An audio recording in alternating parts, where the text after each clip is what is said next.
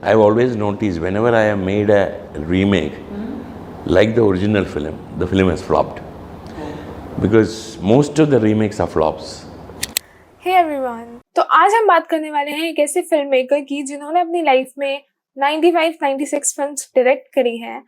And important बात ये है कि उन फिल्म्स में से ऑलमोस्ट 65 फिल्म्स रीमेक थी। तो ठीक है, शीतल के साथ लड़। शीतल अभी पता चलेगा।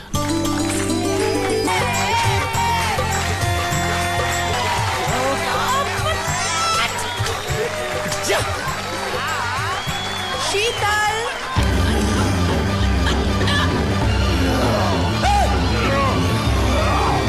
तो प्रियदर्शन की ये फिल्म्स तो तुम लोगों ने देखी होंगी।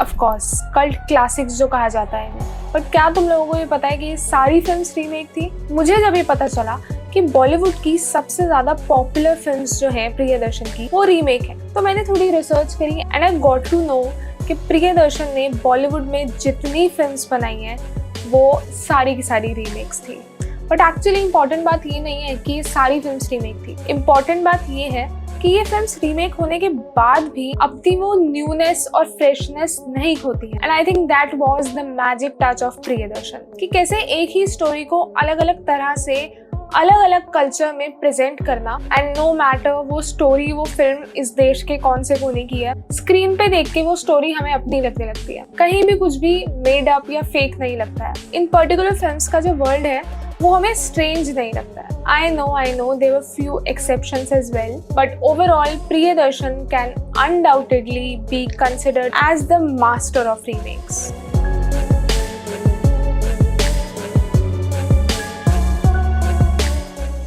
So I'll give you a taste of how this multiverse of remake was going on. So Priyadarshan made his directorial debut in 1984 with the film Puchukkoru Mukutty. I hope I'm pronouncing it right. बहुत सारी south Indian films का मैं नाम लेने वाली हूँ, तो मुझसे अगर किसी फिल्म की प्रोनाउंसिएशन गलत हो जाए तो मैं अभी सॉरी बोल रही हूँ। So from 1984 to 1992, प्रियदर्शन ने ऑलमोस्ट 28 फिल्म्स डायरेक्ट करी in Tamil, Telugu and Malayalam languages. And finally in 1992 he made his Bollywood debut with the film Muskurahat, जो कि एक मलयालम फिल्म का रीमेक था जिसका नाम था Kilukkam, which itself was inspired from an American movie Roman Holiday. और फिर ये रीमेक्स का सिलसिला ऐसा चला कि रुका ही नहीं।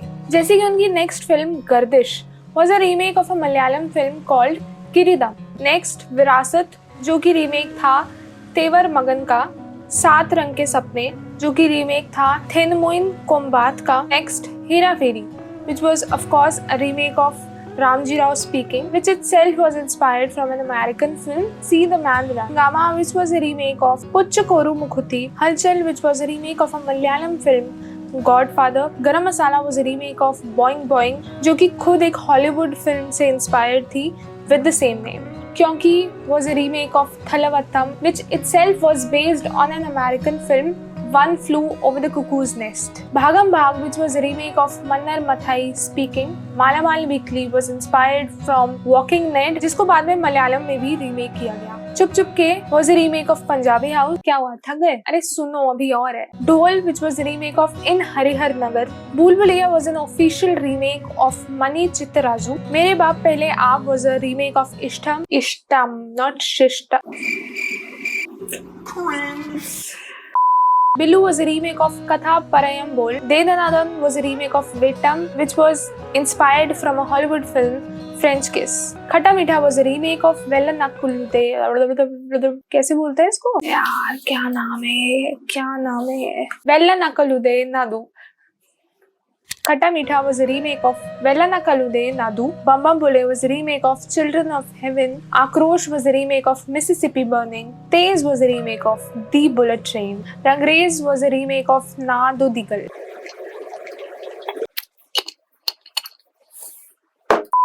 तो ये तो थी वो फिल्म्स जो उन्होंने हिंदी लैंग्वेज में रीमेक करी थी।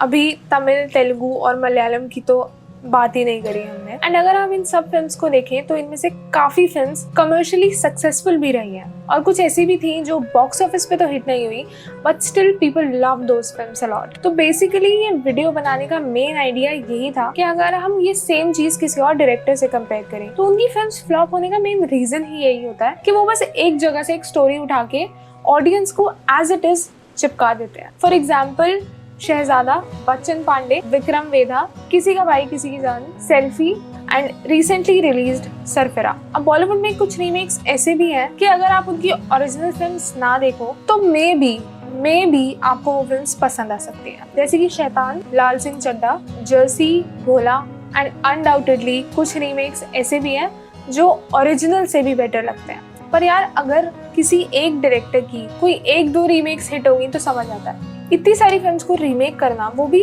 उसी रॉनेस के साथ is totally commendable. And I think different languages में फिल्म्स को रीमेक करने का मेन पॉइंट ही होता है कि कैसे एक पर्टिकुलर स्टोरी को मेकर्स हमारे टेस्ट के अकॉर्डिंग, चॉइस के अकॉर्डिंग और ऑफ कोर्स कल्चर के अकॉर्डिंग दिखाते हैं। And this is where the magic of Priyadarshan enters. उनकी फिल्म्स में हम वो स्ट्रेट अप कॉपी पेस्ट नहीं देखते हैं। वो किसी भी स्टोरी को अगर अलग अलग लैंग्वेजेस में रीमेक करते थे तो उन सब लैंग्वेज में, उन सब अलग अलग फिल्म्स में एक वो न्यूनेस और फ्रेशनेस दिखती थी। फॉर एग्जाम्पल मैं बहुत पॉपुलर फिल्म्स की बात करूँ अगर, जैसे कि ढोल, छुप छुप के और हेरा फेरी, अगर तुम लोगों ने इसका ओरिजिनल वर्जन भी देखा है तो तुम उसमें नोटिस करोगे काफी सारे सीन्स अलग हैं। And this is what I am talking about. उनकी हर फिल्म में एक नया टच होता था। वो किसी पुरानी स्टोरी को भी एक नए तरह से प्रेजेंट करते थे। वो हर रीमेक को अपने स्टाइल से बनाते थे जिससे कि वो ओरिजिनलिटी भी खत्म नहीं होती थी और ऑडियंस को एक न्यू फ्रेश एक्सपीरियंस भी मिलता था। तो यार देखो, इंस्पिरेशन तो हम सभी लोग लेते हैं कहीं ना कहीं से, किसी भी फील्ड में,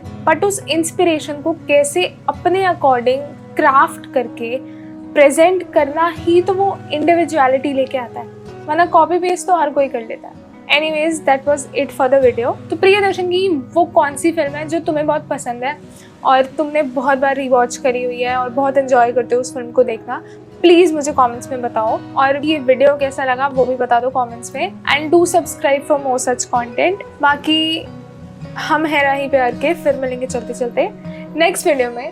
तब तक के लिए टेक केयर, बाय बाय।